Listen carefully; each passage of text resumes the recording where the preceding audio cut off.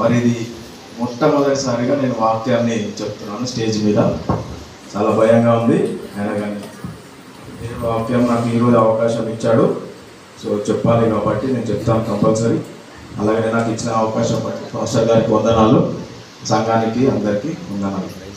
ఒక చిన్న ప్రార్థన చేసుకుంటాను. మమ్మల్ని మిక్కిలిగా ప్రేమించిన తండ్రి, ఇచ్చిన అవకాశం బట్టి మీకు వందనాలు స్తోత్రాలు చెల్లిస్తున్నాం ప్రభు. నేను మొట్టమొదటిసారిగా తన వాక్యాన్ని బోధిస్తుండగా తండ్రి, మీరు మానవుడికి దూరంగా వేరే మాట్లాడుతుంటే మీకు గ్రహించి తల్లి చూడడానికి కలిగించండి. మనసుగా బయట మనసుని వాటి వాక్యాన్ని ఏంటంటే ఫలింపచేయాలి. ఏ సత్యపరిశుద్ధమైన నామంలో అడిగి వేడుకున్నాను పర్వతం. మరి 7 మాటలు, ఈ 7 మాటలు చాలా ప్రాముఖ్యమైన మాటలు. సో 7 మాటలు అంటే ప్రతి ఒక్క దానికి చాలా ప్రాముఖ్యత ఉంది. చనిపోయే ముందు అంటే వాంగ్మూలం అంటారు, ఎవరైనా సరే చనిపోయే ముందు మాట్లాడే మాటలు చాలా ఇంపార్టెంట్ మాటలు. వాళ్ళకి అంటే లాస్ట్ క్షణాలు అవి చెప్పాలనుకున్నవేవో చెప్పేస్తారు అనమాట, అప్పుడే చెప్పేస్తారు. మనం దాంట్లో చాలా అర్థం ఉంటుంది అనమాట. సో యేసు ప్రభు వారు మొట్టమొదటిసారిగా ఒక మొదటి మాట మాట్లాడింది ఏంటంటే, తండ్రి వీరేమి చేయుచున్నారో వీరెరుగరు గనుక వీరిని క్షమించుడి అని అన్నారు. అంటే మొట్టమొదటి మాట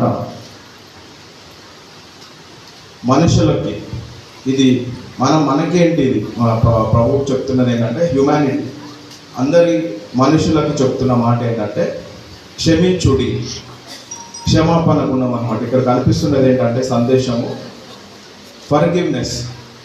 సో ఫస్ట్ మొట్టమొదటిగా 3 నేను చెప్తాను విషయాలు ఇందులో. అయితే ప్రేయర్ ఫర్ ఫర్గివ్నెస్, క్షమాపణ కొరకు ప్రార్థన చేయాలి మనం. సో ప్రభువుని అంతగా వేధించారు, కొట్టారు, గుద్దారు, ఎంత ఘోరంగా హింసించారు. అయినా కానీ ప్రభు ఆ క్షణంలో క్షమించే గుణం ఎట్లా వస్తుంది? ఇప్పుడు జనరల్గా మనుషునికి ఎట్లా ఉంటుందంటే హ్యూమన్ సైకాలజీ ఉంటే కొట్టగానే ఇమ్మీడియట్గా కోపం బీపీ ఇట్లా హై అయిపోతుంది అనమాట. అయిపోయి ఇమ్మీడియట్ కొట్టాలనే వస్తుంది మనకి ఎదుటి మనిషిని, కొట్టిన వారిని ఎవరైనా కానీ, అక్కడ ఫ్యామిలీ మెంబర్ కానీ, భార్య భర్తలు కానీ, చిన్న సిబ్లింగ్స్ కానీ, అన్నతమ్ములు కానీ, అక్క చెల్లెలు కానీ, ఎవరికైనా మీరు ఎంత తోడగొట్టి ఉన్నా, ఎంత ఉన్నా సరే, ఎవరైనా మీ మీద చెయ్యేసి మిమ్మల్ని హింసిస్తుంటే ఇమ్మీడియట్గా మీరు పక్కన ఉన్నది ఎవరైనా ఆలోచించకుండా కొట్టేస్తాం. తిట్టడం కూడా అంతే. తిట్టేది కూడా ఎట్లా ఉంటుంది అంటే, ఎవరైనా పక్కన ఉన్న వాళ్ళు చిన్న మాట అన్నా కానీ అది పడలేము, మనం తీసుకోలేము మనుషులాగా. సో అంత ఇమ్మీడియట్గా మనం రెస్పాన్స్ ఇస్తామన్నమాట. సో మనుషులకి చెప్తున్నది అంటే మొట్టమొదటిగా క్షమించే గుణం ఉండాలి. సో ఒక వాక్యం నేను చెప్తాను చూడండి. అయితే వాక్యం ద్వారా మన దేవుడు ఏం చెప్తున్నాడు అంటే, లూకాసు వార్త 6వ అధ్యాయము 27, 28. సో ఎవరైనా చదవండి.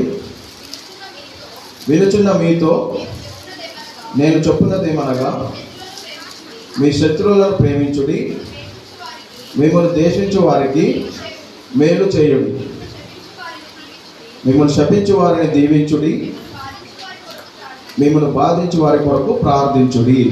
సో వాక్యం ద్వారా మనతో ఏం చెప్తున్నాడంటే దేవుడు, మిమ్మల్ని ఎవరైతే హింసిస్తారో వారిని క్షమించుడి, అలాగే ఎవరైతే బాధిస్తారో వారి గురించి ప్రార్థన చేయుడి అని ఉంది. సో మనల్ని బాధించే వారిని వారి గురించి ఎప్పుడైనా ప్రార్థిస్తామా? ప్రార్థించాలి. మనల్ని బాధించే వారిని ఎప్పుడైనా శపిస్తాం. ఎవరైనా మనల్ని శపిస్తే మనం రిటర్న్గా శపిస్తాము, మనం ప్రార్థించాం వాళ్ళ గురించి. సో దేవుడు ఏమంటున్నాడు అంటే, మనను శపించే వారిని, మన గురించి ఎవరైనా బాధించే వారిని, వాళ్ళ గురించి మనం ప్రార్థించాలి. సో మనం ప్రార్థించే టైంలో వాళ్ళ గురించి కూడా మనం ప్రార్థించాలి. ఇప్పుడు నార్మల్గా ఎవరైతే మనము తిడతారో కొడతారో మనకి వాళ్ళ గురించి అసలు నోటికి బూతులు వస్తాయి ఫస్ట్. కాబట్టి అట్లా ఉండకూడదు. వాక్యం ద్వారా దేవుడు ఏం చెప్తున్నాడంటే, ఎవరైతే బాధిస్తారో వాళ్ళ గురించి మనము ప్రార్థన చేయాలి. ఇంకొక మాట, మంచి మాట ఉందని చెప్తాను చూడండి. మార్కు సువార్త 11వ అధ్యాయము 25, 26 వచ్చాను. మార్కు సువార్త 11:25-26. మీకు ఒకరి మీద విరోధం ఏమైనా కలిగి ఉన్న ఎడల మీరు నిలువబడి ప్రార్థన చేయనప్పుడెల్లను వారిని క్షమించుడి. అప్పుడు పరలోకమందున్న మీ తండ్రియు మీ పాపములను క్షమించును. అది సో ఇప్పుడు మనం వాళ్ళని క్షమించినప్పుడు దేవుడు కూడా మన పాపములను క్షమిస్తాడంట. సో మనం ఏం చేయాలి, ఇప్పుడు ఒకసారి చేంజ్ చేసుకుందాం. అంటే ఇప్పుడు మనుషులకి ఇది సాధ్యం కాదు, అసలు అసాధ్యం ఇది. ఎందుకంటే మనం ఉప్పు కారం తింటున్నాం, మనం దేవుడిలాగా బిహేవ్ చేయాలంటే మన వల్ల కానే కాదు. నువ్వేమన్నా దేవుడు క్షమించడానికి క్షమించలేము. జాబులో మనకు ఆ పరిస్థితులు తీసుకొస్తారు. పక్కన రోడ్డు మీద పోతుంటే బైక్తో వచ్చి ఒకటి తగిలించి వాడే మన మీద కొట్లాడుతాడు. ఆ టైంలో కూడా మనకు క్షమించాలి. క్షమాపణ రాదు ఆ టైంలో, ఎందుకంటే వాడు కూడా మనకు తెలియని పర్సన్ వచ్చి మన మీద రుబాబు చేస్తుంటే మనకు కోపం జనరల్గా వస్తుంది మనుషులకి. కానీ దేవుడు ఆ టైంలో చెప్పింది ఏంటంటే క్షమించాలి. ఒకసారి మనం ఇప్పుడు క్షమించామనుకోండి, మనకు చూడండి ఏమవుతుందంటే దేవుడు చేస్తాడు వర్క్, మనం చేయము. వెనకాల బ్యాక్గ్రౌండ్లో ఏం చేస్తాడంటే మనం ఏమన్నా తిట్టిన వారిని తిట్టద్దు, కొట్టిన వారిని కొట్టద్దు. మా అమ్మ అనేది అన్నమాట. మా అమ్మ ఏమనేది అంటే తిట్టిన వారిని తిట్టకుండా ఒక పాట ఉంటుంది, ఎప్పుడు అదే పాట పాడుతుంటే సార్ మా నాన్న సార్ అంటది, తిట్టిన వారిని తిట్టకుండా సార్, కొట్టిన వారిని కొట్టకుండా అని ఒక పాట ఉంటుంది. ఆ పాట పాడేది అనమాట. తిట్టినా కొట్టినా కానీ ఒక్క మాట కూడా మనం అనకపోతే దేవుడు ఏం చేస్తాడంటే మన గురించి పని చేస్తాడనమాట ఆ పని మీద. సో మనం ఎవరిని కూడా ద్వేషించద్దు, తిట్టద్దు, క్షమించే గుణము మనం నేర్చుకుంటున్నాం ఇక్కడ. సో ఇంకొక మాట, మంచి మాట బైబిల్లో ఉన్నది చెప్తాను చూడండి. రోమీలకు రాసిన పత్రిక 12వ అధ్యాయము 14వ వచనం. మిమ్మల్ని హింసించు వారిని దీవించుడు కానీ శపింపవద్దు. సో మనని ఎవరైతే శపిస్తారో వాళ్ళని దీవించాలి కానీ శపించద్దు. మనం శపిస్తే దాని పవర్ పోతుంది. దేవుడు నువ్వే తీసేసుకున్నావు కదా, నా పని కూడా నువ్వు తీసుకున్నావు కాబట్టి నేనేం వర్క్ చేయదు దానిపైన. మిమ్మల్ని ఎవరైనా హింసించినా ఏం చేసినా మీరేమనద్దు, దీవించండి, దేవుడే చూసుకుంటాడు, వదిలేయండి అని వదిలేశారు. వాళ్ళని వదిలేస్తే ఏమవుతుందంటే దేవుడు మీ కార్యం ఎట్లా రావాలో అక్కడ నుంచి ఏమైనా మీకు అప్పు ఉందా, డబ్బులు రావాలా, వాళ్ళ దగ్గర నుంచి మాట రావాలా, ఎక్కడైతే పడిపోయావో అక్కడే మిమ్మల్ని వాళ్ళ నోటి నుంచి చెప్తారు. పాస్టర్ గారు నాకు ఒకసారి అది వరంగల్ వెళ్ళినప్పుడు చెప్పారు కదా, ఒకడు వచ్చి చర్చి ముందట వచ్చి తిడుతూ ఉంటాడు, పాటలు పెడితే ఎందుకు పాటలు పెడుతున్నావు అది ఇది అని అన్నాడు. కానీ పాస్టర్ గారు ఒక్క మాట అనలేదు కాబట్టి ఏమైంది, మళ్ళీ అదే పర్సన్ తీసుకొని వచ్చి పాస్టర్ గారు కాలు మొక్కించేటట్టు చేశాడు, సాష్టాంగ నమస్కారం. ఎవరు చెప్పించారు అది? పాస్టర్ గారు. ఇప్పుడు వెళ్ళి తిట్టాలంటే తిట్టచ్చు, డైరెక్ట్ తిట్టలేదు కాబట్టి దేవుడు ఆయన మనసును మార్చి నువ్వు చేసింది తప్ప అని రియలైజ్ అయ్యేటట్టు చేసి మళ్ళీ తీసుకొని వచ్చి ఎవరి దగ్గర క్షమాపణ చెప్పాలో వాళ్ళ దగ్గర చెప్పిస్తారు. మనం కూడా వెయిట్ చేయాలి, టైం ఇవ్వాలి. అంటే ఇమీడియట్గా ఇప్పుడు అయిపోయింది కదా, ఇప్పుడే మనకి రిజల్ట్ రావాలంటే రాదు. దేవుడు కార్యాలు ఎట్లుంటాయంటే టైం తీసుకున్నా కానీ పర్ఫెక్ట్గా ఉంటాయి, పర్ఫెక్ట్ టైంలో వస్తాయి. సో మనము క్షమించాలి ఎవరినైనా సరే. ఇంకొక మాట, మంచి మాట ఉంది చూడండి, ముగిస్తాను నేను. ఎఫెసీయులకు రాసిన పత్రిక 4వ అధ్యాయం 32వ వచనం. ఒకని ఎడల ఒకడు దయగలిగి కరుణాహృదయులై క్రీస్తునందు దేవుడు మిమ్మల్ని క్షమించిన ప్రకారము మీరును ఒకరినొకరు క్షమించుడి. అంటే ఇప్పుడు క్రీస్తు దేవుడే ఉన్నారు. దేవుడు పాపియా లేకపోతే పరిశుద్ధుడా చెప్పండి? పరిశుద్ధుడు. ఇప్పుడు మనం గుండె మీద చేసుకొని మనం ఇక్కడ నేను పరిశుద్ధిగా చెప్పగలిగే శక్తి మన దగ్గర ఉందా? మనం ఏదో విషయంలో తప్పిపోయినాం. మన ఈ లోకంలో కంటి ద్వారానో మాట ద్వారానో ఏదో ఒక ద్వారా మనము తప్పు చేస్తూనే ఉన్నాం, పడిపోతారంట ఈ లోకంలో. మనం పడిపోవాలనుకోవద్దు అనుకున్నా కానీ ఎవరో వచ్చి పడేస్తారు మనల్ని. 100% అది ఈ లోకంలో జీవిస్తున్నాం కాబట్టి. సో మనము అంత దేవుడే క్షమిస్తున్నాడు. ఎవరిని? పరిశుద్ధుడే క్షమిస్తున్నాడు. దేవుడు మిమ్మల్ని క్షమించిన ప్రకారము మీరును ఒకరినొకరు క్షమించుడి. అయితే దేవుడు మన పాపం ఏదైతే క్షమిస్తున్నాడో, మనం ఎన్ని పాపాలు చేసినా కానీ దేవుడు క్షమిస్తున్నాడు. ఒక్కటే మాట, మనం దేవుడి దగ్గరికి వెళ్ళి ఏం చేస్తున్నాము? దేవా నా పాపాలను క్షమించు తండ్రి అని ప్రేయర్ చేసుకుంటాము. దేవుడు ఏం చేస్తున్నాడు? క్షమించేస్తున్నాడు మన పాపములు. క్షమాపణ మన క్షమాపణ ఇవ్వడానికే దేవుడు పరలోకంలో, అంటే పరలోకం అంతా అవన్నీ వదిలిపెట్టుకొని వచ్చి ఇక్కడ మన కోసం రక్తం కార్చి చనిపోయాడు. సో అంత దేవుడే వచ్చి ఇట్లా ఎంత పని చేసినప్పుడు మనము కేవలం పాపులను, మన తోటి పాపులను క్షమించాలి. ఆయన కూడా పాపే, పక్కన ఉన్న వాళ్ళు గొప్పేం కాదు, మన ఫ్రెండ్స్ కానీ ఎవరైనా కానీ. సో దేవుడే పాపం చేయని దేవుడే క్షమిస్తున్నాడు అంటే అన్ని పాపాలు చేసినా మనం క్షమించడానికి మనసు రాదా చెప్పండి? చేయాలి, మనం కూడా క్షమించాలి. కాబట్టి ఈ క్షమాపణ అనేది మన మనసులోంచి రావాలి. కంపల్సరీ మనం క్షమించాలి ఎదుటి వారికి. అలాగనే ఇప్పుడు మన మనసులోకి ఏముంటుందంటే, సరే ఇప్పుడు నేను క్షమించిన అనుకో, నాకేంటి లాభం? మనం అదే ఆలోచిస్తాం. మనుషులకు ఏంటంటే నాకేంటి లాభం, నేను చేస్తా. ఇప్పుడు దేవుడు నేను క్షమించినందుకు నాకేంటి లాభం చెప్తాను. మనకి ఏంటి లాభం క్షమిస్తే?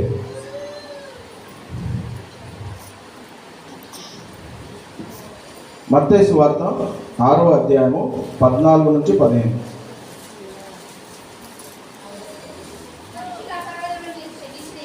మనుషుల అపరాధములను మీరు క్షమించిన ఎడల మీ పరలోకపు తండ్రియు మీ అపరాధములను క్షమించును. మీరు మనుషుల అపరాధములను క్షమింపకపోయిన ఎడల మీ తండ్రియు మీ అపరాధములను క్షమింపడు. ఇప్పుడు మనం క్షమించకపోతే మన అపరాధాలను దేవుడు క్షమించాడు. సో మనం క్షమిస్తే మనం ఏమవుతాం అక్కడ అంటే, మత్తయి సువార్త 5వ అధ్యాయము 44వ వచనం. నేను మీతో చెప్పున్నదేమనగా మీరు పరలోకమందున్న మీ తండ్రికి కుమారులై ఉండునట్లు మీ శత్రువులను ప్రేమించుడి, మిమ్మల్ని హింసించు వారి కొరకు ప్రార్థించుడి, మీరు క్షమించిన వారిని దీవించుడి, మీ దేవించే వారికి మేలు చేయుడి, మిమ్మల్ని అవమానపరిచి హింసించే వారి కొరకు ప్రార్థన చేయండి. సో ఇక్కడ ఏమంటున్నాడు అంటే ప్రభు, మీ పరలోకమందున మీ తండ్రికి కుమారులై ఉండునట్లు. అయితే పరలోకమందు ఉన్న తండ్రికి మనము కుమార్తెలాగా ఉండాలి అంటే మనము ఫస్ట్ చేయాల్సినది, ఫస్ట్ ప్రయారిటీ ఇచ్చింది ఏంటంటే, బైబిల్లో ఈ 7 మాటలు కూడా ఫస్ట్ ప్రయారిటీ ఇచ్చింది క్షమాపణకి అంత వాల్యూ ఉంది. సో మనము క్షమిస్తే పరలోకమందున తండ్రి మన పాపములు క్షమిస్తాడు. ఇంకోటి ఏంటంటే మనము కుమారులై ఉంటాం దేవునికి. ఏదో ఒకటి మనం ఎన్ని దాన ధర్మాలు చేసినా సరే, ఎన్ని డబ్బులు ఖర్చు పెట్టినా సరే, ఇంకా ఏది చేసినా సరే మనము కుమారులు కాలేము, దేవుడికి కుమారులము కాలేము. కానీ కుమారులు ఎప్పుడైతామంటే మన ఎదుటి వారిని క్షమించినప్పుడు ప్రేమగా మనం ఎట్లా మనం ప్రేమించుకుంటామో ఎదుటి వారిని ప్రేమించాలి. ఇవన్నీ వాక్యాలకి ఒకటే ఆన్సర్, నిన్ను వాళ్ళే నీ పొరుగు అని ప్రేమించు, అంతే. ఇప్పుడు మన పిల్లలు ఉన్నారు, మన పిల్లలు ఉన్నారు, వాళ్ళు ఏమైనా తప్పు చేస్తే ఇమీడియట్గా మనం క్షమించేస్తాం, ఆ మనసు వచ్చేస్తుంది, ఈజీగా వస్తుంది. వాళ్ళు ఏ తప్పు చేసినా, టీవీ వాళ్ళని కొట్టేసినారు అనుకోండి, ఒక 50,000 టీవీ, ₹1,00,000 టీవీ బై మిస్టేక్ వాళ్ళని కొట్టేసినారు చిన్నప్పుడు తెలియక, క్షమిస్తారా? వాడిని కూడా కొడతారా వేసి? తెలియదు కదా, చిన్న పిల్లోడు, తెలివి లేదు, అంత ఐడియా లేదు. పెద్ద అయినప్పుడు అంటే అనుకోవచ్చు, చిన్నపిల్లలు మన పిల్లలు కాబట్టి దేవుడు కూడా మనం కూడా తెలియక ఏమైనా తప్పులు చేస్తే కొట్టడు, క్షమిస్తాడు. మనం కూడా క్షమించాలి. అదే పక్కింట్లో పిల్లలు వచ్చి అదే బలం కొడితే ఏం చేస్తారు? పక్క వసూలు చేస్తారు, పైసలన్నీ కొట్టి మరీ వసూలు చేస్తాము.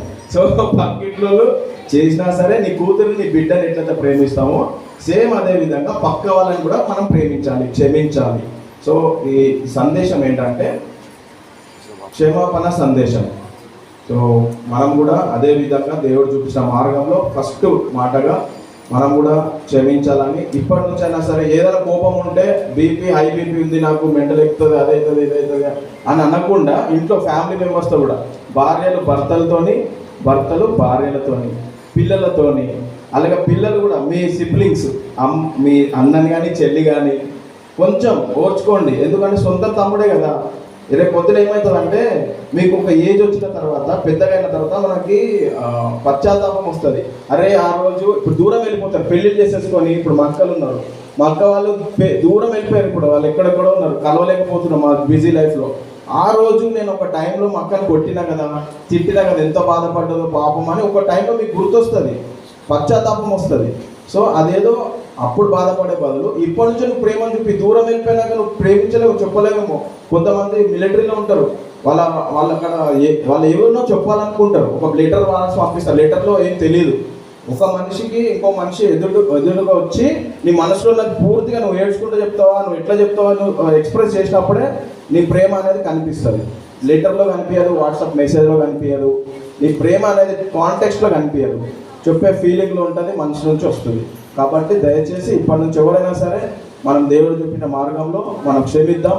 ఎవరిని కూడా మనం కర్స్ పెట్టుకోకూడదు. అంటే వాళ్ళ మీద కర్స్ అంటే ఏమంటారు, శాపాలు పెట్టద్దు, కక్ష ఉంచుకోవద్దు మనసులో. ఇవన్నీ వదిలేసేయండి. వదిలేసి ఒక 5 minutes ప్రేయర్ చేయండి దేవుడికి. పక్క వింటాడు ఆ ప్రార్థన. 5 నిమిషాలు ప్రార్థన వింటాడు దేవుడు. 1 minute. సుంకరి ఎంతసేపు ప్రార్థన చేశాడండి? 1 minute ఒక్కటే. ఎందుకు? ఆయన పశ్చాత్తాపంతో మంచి మనసుతో ప్రేయర్ చేశాడు కాబట్టి ఆ ప్రార్థన వింటాడు. ఇంకొకటి, దేవుడు ఎంతమందిని క్షమించాడు తెలుసా బైబిల్లో మీకు? ఎవరన్నా క్షమించారు చెప్పండి? చంపేసిన వాళ్ళని, సైనికులని క్షమించాడు. వ్యభిచార స్త్రీ పట్టుబడినది. ఎవరైనా మీరు చెప్పగలిగితే మీరు ఆ రాయి వేయండి ఫస్ట్ అన్నాడు. ఆ రాయి వేసేటప్పుడు పేరు కింద రాస్తున్నాడు అనమాట. కింద పేరు రాస్తున్నాడు. ఎవరేసాడు? ఫస్ట్ పేరు రాస్తున్నాడు. పేరు రాస్తే అమ్మ ఇది నేను చేశాను కదా, నా తప్పులు అలా తెలుసుకొని రాయి పడేసి వెళ్ళిపోయారు అంతా. అమ్మ నేను కూడా నేను క్షమించుతున్నాను అని చెప్పి అక్కడ కూడా క్షమించాడు. అదొకటి. 30 నాణాలకి యూదా అమ్మేశాడు. దేవుడు తెలీదా అమ్ముతున్నాడని? అన్నీ జగమెరిగిన దేవుడు, అన్నీ తెలుసు. ఈరోజు చనిపోతానని తెలుసు, మళ్ళీ 3వ రోజు తిరిగి లేస్తాను అన్నీ తెలుసు. కానీ దేవుడు అన్నీ తెలిసి కూడా సైలెంట్గా ఉన్నాడు. ఎందుకంటే క్షమించే గుణం ఉంది దేవుడి దగ్గర. కాబట్టి మనం కూడా క్షమించే గుణం కలిగి ఉండాలని కోరుతున్నాను. అలాగే model of the Christian ethics అంటే మన క్రిస్టియన్ ఎథిక్స్ అంటే కొన్ని ఎథిక్స్ ఉంటాయి క్రిస్టియన్స్కి. ఒక్కొక్కరికి ఒక్కొక్క ఎథిక్స్ ఉంటాయి. ప్రతి ఒక్క మనిషికి ఒక ఎథిక్ ఉంటుంది. సో క్రిస్టియన్ ఎథిక్ ఏంటంటే, మొట్టమొదటిది ఏంటంటే క్రైస్తవంలో నీతిగా క్షమాపణ గుణం ఉండాలి. మన వాళ్ళు ఇప్పుడు వాక్యం చెప్పడానికి వెళ్తుంటారు రోడ్ల మీద సువార్తకి. వెళ్ళినప్పుడు అరే నేను చంపేస్తారా, గుద్దుతారా అని వచ్చి వాళ్ళందరూ కొడుతూ ఉంటారు. ఒక్కరైనా మీరు క్రిస్టియన్ మళ్ళీ ఉల్టా కొట్టింది చూసారు ఎక్కడైనా? వీడియోస్లో ఎక్కడైనా ఎక్కడ ఉండదు. కొట్టరు అసలు. వీళ్ళు తిట్టుతున్నా కానీ వెళ్ళిపోతూనే ఉంటారు. అట్లా సువార్త ప్రకటిస్తూ ఉంటారు, వెళ్ళిపోతారు. అంటే వాళ్ళు ధరించుకున్నారు, ఆ హృదయాన్ని ధరించుకున్నారు కాబట్టి క్షమాపణ హృదయాన్ని ఉంది కాబట్టి ఆ విధంగా ఉన్నారు. సో మనం కూడా ఎప్పుడైనా కానీ క్షమిద్దాం ఎవరైనా సరే. ఇప్పుడు నుంచే మనసు మార్చుకొని మన చర్చిలో కానీ ఎవరైనా మనస్పర్ధలు ఉన్నా కానీ ఒకరి మీద ఒకళ్ళు దయచేసి క్షమించుకోండి, మంచిగా ఉండండి, దేవుడి ప్రేమ కనపరుచుకుందాం. Thank you so much. ఈ చిన్ని వార్త దేవుడు